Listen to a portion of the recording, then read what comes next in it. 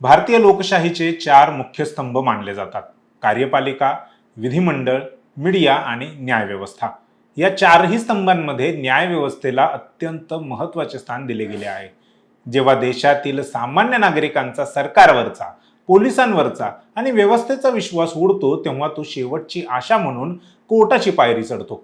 परंतु जर याच न्यायव्यवस्थेच्या सर्वोच्च पदावर बसलेल्या व्यक्तींवरच भ्रष्टाचाराचे, चारित्र्याचे किंवा पदाचा गैरवापर केल्याचे गंभीर आरोप झाले तर? सर्वोच्च न्यायालयाचे न्यायाधीश जस्टिस सूर्यकांत यांच्या एका विधानाने संपूर्ण देशात खळबळ उडून दिली आहे. देशातील बेरोजगार तरुणांच्या एका मुद्द्यावर बोलताना त्यांच्या तोंडून निघालेल्या काही शब्दांमुळे तरुणांमध्ये प्रचंड संताप निर्माण झाला. त्यांनी बेरोजगार तरुणांना झुरळाची उपमा दिली. यामुळे त्यांच्यावर चहूबाजूंनी टीकेची झोड उठली. नंतर माझ्या बोलण्याचा विपर्यास केला गेला, माझ्या मनात तरुणांबद्दल आदरच आहे अशी सारवासारव त्यांनी केली. परंतु म्हणतात ना, जो बूंद से गई वो हौद से नहीं आती.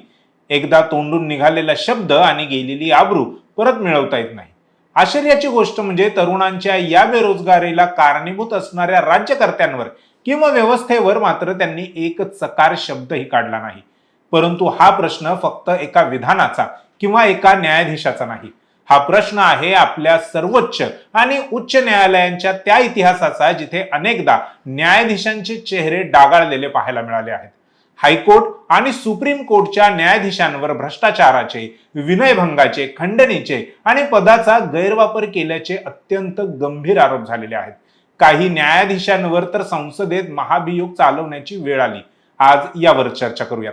नमस्कार, मी संकेत आणि आपण पाहत आहात मुंबई आउटलुक. सुरुवातीला आपल्याला हे जाणून घेणे गरजेचे आहे की भारतीय संविधानाने न्यायव्यवस्थेला काही विशेष प्रकारची ताकद का दिली. डॉक्टर बाबासाहेब आंबेडकर आणि संविधान समितीने न्यायालयांना कार्यपालिका आणि विधिमंडळ यांच्यापासून संपूर्णपणे स्वतंत्र ठेवले.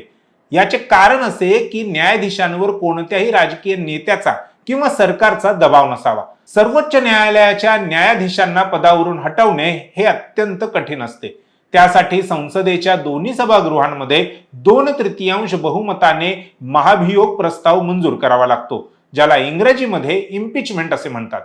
ही प्रक्रिया जाणीवपूर्वक कठीण करण्यात आली आहे, जेणेकरून सरकारला कोणत्याही प्रामाणिक न्यायाधीशाला सहजासहजी काढता येऊ नये. परंतु याच कायदेशीर संरक्षणाचा किंवा इम्युनिटीचा काही न्यायाधीशांनी गैरवापर का केला? हा प्रश्न आपल्या मनामध्ये वारंवार उपस्थित झाला आहे. जेव्हा न्यायमूर्ती स्वतःच कायद्याच्या कचाट्यात सापडतात, तेव्हा लोकशाहीच्या या सर्वोच्च स्तंभाला हादरे बसतात. स्वतंत्र भारताच्या इतिहासात सर्वात पहिला महाभियोगाचा सामना करणारे सर्वोच्च न्यायालयाचे न्यायाधीश होते जस्टिस व्ही रामास्वामी. हे प्रकरण 1990च्या दशकाच्या सुरुवातीचे आहे. जस्टिस रामास्वामी हे सर्वोच्च न्यायालयात न्यायाधीश बनण्यापूर्वी पंजाब आणि हरियाणा या उच्च न्यायालयाचे मुख्य न्यायाधीश होते. त्या काळात त्यांनी आपल्या अधिकृत निवासस्थानावर आणि सुखसुविधांवर सरकारी पैशांची प्रचंड उधळपट्टी केल्याचा आरोप त्यांच्यावर झाला. त्यांनी आपल्या चंदीगड येथील निवासस्थानासाठी लाखो रुपयांचे गालिचे अर्थात कार्पेट्स, फर्निचर आणि एसी सरकारी खर्चातून खरेदी केले. अधिकृत वाहनांचा आणि टेलिफोनचा वैयक्तिक कारणांसाठी प्रचंड प्रमाणात गैरवापर केला.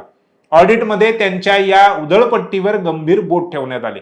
1991 मध्ये सर्वोच्च न्यायालयाच्या सरन्यायाधीशांनी या प्रकरणाच्या चौकशीसाठी एक समिती स्थापन केली. समितीने त्यांच्यावर लावण्यात आलेले आरोप हे खरे असल्याचे घोषित केले. त्यानंतर 1993 मध्ये भारतीय संसदेत त्यांच्या विरोधामध्ये महाभियोग चालवण्यात आला. संसदेत जेव्हा या प्रस्तावावर मतदान झाले, तेव्हा तत्कालीन सत्ताधारी काँग्रेस पक्षाने मतदानात भाग न घेता तटस्थ राहण्याची भूमिका घेतली. परिणामी प्रस्तावाच्या बाजूने आवश्यक असणारे 2/3 बहुमत मिळू शकले नाही आणि जस्टिस रामास्वामी कायदेशीर कारवाईतून सुटले. परंतु या प्रकरणामुळे सर्वोच्च न्यायालयाच्या प्रतिमेला मोठा तडा गेला. एका न्यायाधीशाने सरकारी पैशांची केलेली उधळपट्टी ही जनतेसमोर आली. रामास्वामी यांच्या प्रकरणानंतर जवळपास 2 दशकांनी म्हणजेच 2011 मध्ये आणखी एका न्यायाधीशांचे नाव भ्रष्टाचाराच्या प्रकरणात खूप गाजले.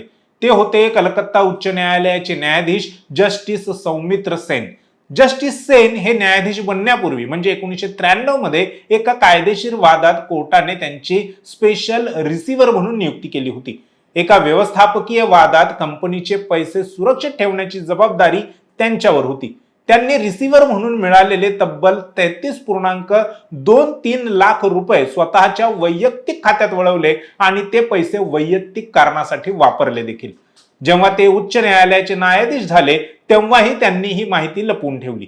सर्वोच्च न्यायालयाच्या 3 न्यायाधीशांच्या समितीने या प्रकरणाची चौकशी केली आणि त्यात ते दोषी देखील आढळले. 2011 मध्ये राज्यसभेत त्यांच्या विरोधात महाभियोगाचा प्रस्ताव आणला गेला. राज्यसभेने हा प्रस्ताव प्रचंड बहुमताने मंजूर केला. भारताच्या इतिहासात संसदेच्या एका सभागृहाने न्यायाधीशाच्या विरुद्ध महाभियोग मंजूर करण्याची ही पहिलीच वेळ होती. लोकसभेत यावर चर्चा होऊन अंतिम मंजुरी मिळण्यापूर्वीच जस्टिस सौमित्र सेन यांनी आपल्या पदाचा राजीनामा दिला. त्यांनी राजीनामा दिल्यामुळे पुढील कायदेशीर प्रक्रिया थांबली. परंतु या प्रकरणाने हे सिद्ध केले की उच्च न्यायालयाच्या खुर्चीवर बसलेली व्यक्ती देखील आर्थिक गैरव्यवहार करू शकते. भारतीय न्यायव्यवस्थेच्या इतिहासात असेही एक प्रकरण होते जिथे एका न्यायाधीशावर थेट भूखंड घोटाळ्याचे आरोप झाले. हे नाव आहे जस्टिस पी.डी. दिनकरन. ते कर्नाटक उच्च न्यायालयाचे मुख्य न्यायाधीश होते आणि त्यांची बढती सर्वोच्च न्यायालयात होणार होती. 2009 मध्ये जेव्हा त्यांच्या नावाचा विचार सर्वोच्च न्यायालयाचे न्यायाधीश म्हणून केला जात होता तेव्हा तमिळनाडूतील वकिलांच्या संघटनेने आणि काही सामाजिक कार्यकर्त्यांनी त्यांच्या विरोधामध्ये गंभीर तक्रारी केल्या. आरोप असा होता की त्यांनी तमिळनाडूतील आपल्या मूळ गावी शेकडो एकर सरकारी आणि गरिबांची जमीन बेकायदेशीरपणे बळकावली होती. आपल्या पदाचा आणि प्रभावाचा वापर करून त्यांनी स्थानिक प्रशासनावर दबाव आणला होता. त्यांच्याकडे बेहिशोबी मालमत्ता असल्याचाही संशय होता. या आरोपांनंतर सर्वोच्च न्यायालयाच्या कोलिजियमने त्यांचे सर्वोच्च न्यायालयातील बढती रोखली आणि त्यांची बदली सिक्कीम उच्च न्यायालयात करण्यात आली. 2010 मध्ये संसदेत त्यांच्या विरुद्ध महाभियोगाची प्रक्रिया सुरू करण्यासाठी समिती नेमण्यात आली. अखेर ऑगस्ट 2011 मध्ये चौकशी समितीचा अहवाल येण्यापूर्वीच जस्टिस दिनकरन यांनी आपल्या पदाचा राजीनामा दिला. एका मुख्य न्यायाधीशावर जमीन बळकावल्याचा आरोप होणे ही न्यायव्यवस्थेसाठी अत्यंत क्लेशदायक बाब होती. भारतीय न्यायव्यवस्थेच्या इतिहासात सर्वात विचित्र, वादग्रस्त आणि अभूतपूर्व असे कोणते प्रकरण असेल तर ते म्हणजे जस्टिस C.S. कर्णन यांचे प्रकरण. मद्रास आणि कलकत्ता उच्च न्यायालयात न्यायाधीश राहिलेल्या कर्णन यांनी थेट सर्वोच्च न्यायालयाच्या न्यायाधीशांशीच पंगा घेतला होता. जस्टिस कर्णन यांनी सर्वोच्च न्यायालयाच्या तत्कालीन सरन्यायाधीशांसह 20 पेक्षा जास्त न्यायाधीशांवर भ्रष्टाचाराचे आरोप जाहीर केले होते. त्यांनी प्रधानमंत्री आणि इतर संस्थांना पत्र लिहून न्यायाधीशांच्या भ्रष्टाचाराची चौकशी करण्याची मागणी केली. मात्र त्यांच्या मागणीवर विचार करण्याऐवजी सर्वोच्च न्यायालयाने त्यांच्यावरच न्यायालयाचा अवमान अर्थात कंटेम्प्ट ऑफ कोर्ट केल्याप्रकरणी खटला दाखल केला. परंतु कर्णन इथेच थांबले नाहीत. त्यांनी स्वतःच्या घरात एक कोड भरवले आणि सर्वोच्च न्यायालयाच्या 7 न्यायाधीशांनाच अनुसूचित जाती जमाती अत्याचार प्रतिबंधक कायद्याअंतर्गत 5 वर्षांची कोठडी सुनावली.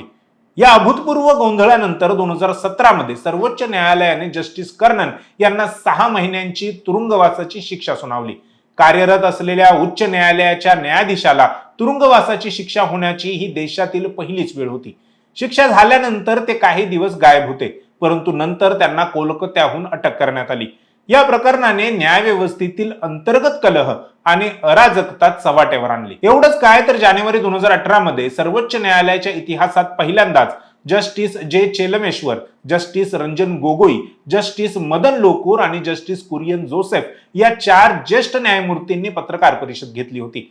त्यांनी आरोप केला होता की तत्कालीन सरन्यायाधीश दीपक मिश्रा हे मास्टर ऑफ रोस्टर या पदाचा गैरवापर करून न्यायालयाच्या प्रशासनात पारदर्शकता ठेवत नाहीत, ज्यामुळे लोकशाही धोक्यात आहे. सोहराबुद्दीन शेख चकमक प्रकरणाची सुनावणी करणारे न्यायाधीश B.H. लोया यांच्या संशयास्पद मृत्यूची चौकशी करण्याची मागणी करणारी याचिका ज्येष्ठ न्यायाधीशांना न देता ती याचिका जस्टिस मिश्रा यांनी एका विशिष्ट बेंचकडे सोपवली. यावरून हा वाद चांगलाच पेटला होता. दिल्ली हायकोर्टाचे न्यायाधीश जस्टिस यशवंत वर्मा यांच्या अधिकृत शासकीय बंगल्यात मोठ्या प्रमाणात बेहिशोबी रोख रक्कम लपून ठेवण्यात आली असल्याचे गंभीर प्रकरण गेल्या वर्षीच समोर आले होते. विशेष म्हणजे हा भ्रष्टाचार कोणत्याही तपास यंत्रणेने उघड केला नव्हता, तर एका अपघातामुळे हा प्रकार समोर आला होता. मार्च 2025 मध्ये होळीच्या सुट्ट्यांदरम्यान जस्टिस यशवंत वर्मा हे दिल्ली बाहेर गेले होते. त्यांच्या गैरहजेरीत त्यांच्या दिल्लीतील शासकीय बंगल्याला अचानक आग लागली. आग विझवण्यासाठी अग्निशमन दलाला पाचारण करण्यात आले. अग्निशमन दलाचे जवान आणि स्थानिक पोलीस जेव्हा आग विझवण्यासाठी घरात शिरले तेव्हा त्यांना एका खोलीत नोटांचे प्रचंड मोठे ढीग आणि सुटकेस आढळल्या. मीडिया रिपोर्ट्सनुसार त्यांच्या घरातून अंदाजे 15 कोटी रुपयांची रोख रक्कम जप्त करण्यात आली होती. यातील काही नोटा आगीत अंशतः जळाल्या देखील होत्या. हे आरोप फक्त आर्थिक भ्रष्टाचाराचे किंवा वादग्रस्त विधानांचे राहिले नाहीत, तर काही न्यायाधीशांवर चारित्र्याचे आणि लैंगिक शोषणाचे अत्यंत गंभीर आरोपही झाले आहेत. ज्या कोर्टात महिला आपल्यावरील अन्यायाविरुद्ध दाद मागण्यासाठी येतात, त्याच कोर्टाच्या सर्वोच्च खुर्चीवर बसलेल्या व्यक्तींवर जेव्हा महिला शोषणाचे आरोप करतात तेव्हा संपूर्ण समाज हादरून जातो. सर्वोच्च न्यायालयाचे निवृत्त न्यायाधीश जस्टिस A.K. गांगुली यांच्यावर 2013 मध्ये लॉ कॉलेजच्या एका विद्यार्थिनीने इंटर्नशिप दरम्यान लैंगिक छळ केल्याचा आरोप केला होता. सर्वोच्च न्यायालयाच्या त्रिसदस्यीय समितीने या प्रकरणात न्यायाधीशांचे वर्तन अनुचित असल्याचे मानले होते. या वादामुळे त्यांना पश्चिम बंगाल मानवाधिकार आयोगाच्या अध्यक्षपदाचा राजीनामा द्यावा लागला होता. 2014 मध्ये मध्य प्रदेशातील एका महिला जिल्हा न्यायाधीशाने उच्च न्यायालयाच्या एका न्यायमूर्तींवर लैंगिक छळाचे आरोप केले होते.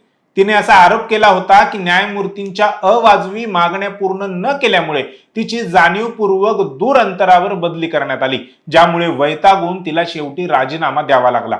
या प्रकरणाची संसदेच्या समितीतर्फे चौकशी करण्यात आली होती. 2019 मध्ये सर्वोच्च न्यायालयाच्याच एका माजी महिला कर्मचाऱ्याने तत्कालीन सरन्यायाधीश रंजन गोगोई यांच्यावर लैंगिक शोषणाचे अत्यंत खळबळजनक आरोप केले होते.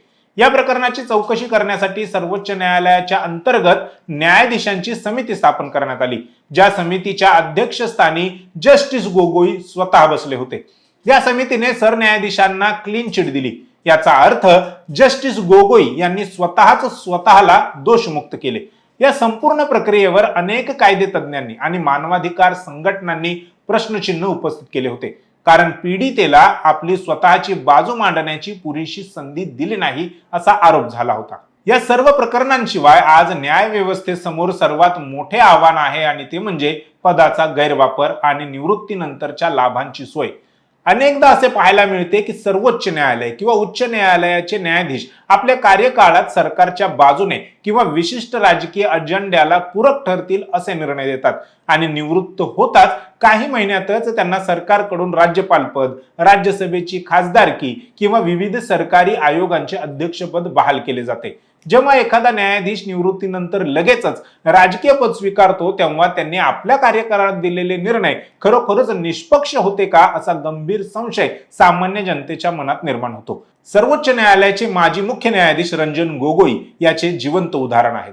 जस्टिस सूर्यकांत यांनी नुकतेच जे बेरोजगार तरुणांबद्दल वादग्रस्त विधान केले त्याकडेही लोक याच दृष्टिकोनातून पाहतात की न्यायाधीशांची मानसिकता आज सत्ताधाऱ्यांना अनुकूल आणि जनतेच्या वेदनांकडे दुर्लक्ष करणारी होत चालली आहे का? माजी मुख्य न्यायाधीश धनंजय चंद्रचूड यांनी तर देशाच्या प्रधानमंत्र्यांना आपल्या घरी बोलावून न्यायपालिका ही सत्तेच्या बाजूने किती झुकलेली आहे हेच दाखवले होते. न्याय व्यवस्थेला सत्तेच्या आमिषापासून आणि सरकारच्या दबावापासून दूर ठेवण्याचे उद्दिष्ट खरंच पूर्ण झाले का हा प्रश्न या निमित्ताने महत्वाचा ठरतो. या सर्व काळ्या पानांचा अर्थ असा अजिबात नाही की संपूर्ण भारतीय न्याय व्यवस्थाच खराब आहे. देशातील बहुतांश न्यायाधीश आजही प्रामाणिकपणे आणि निष्ठेने आपले कर्तव्य बजावत आहेत. सर्वोच्च न्यायालयाच्या एखाद्या न्यायाधीशाने तरुणांचा अवमान करणे किंवा इतर न्यायाधीशांवर भ्रष्टाचाराचे डाग लागणे यामुळे संपूर्ण व्यवस्थेची विश्वासार्हता धोक्यात येते. जर सामान्य माणसाचा न्याय व्यवस्थेवरचा विश्वास उडाला तर देशात अराजकता यायला वेळ लागणार नाही. त्यामुळे गरज आहे ती कोर्टाच्या कॉलेजियम मध्ये पारदर्शकता आणण्याची. न्यायाधीशांची नियुक्ती कशी होते, त्यांची पार्श्वभूमी काय याची तपासणी कडक झाली पाहिजे. तसेच चुकीचे वर्तन करणाऱ्या न्यायाधीशांवर तातडीने कारवाई करण्यासाठी संसदेपेक्षा एक स्वतंत्र आणि वेगवान यंत्रणा असणे गरजेचे आहे.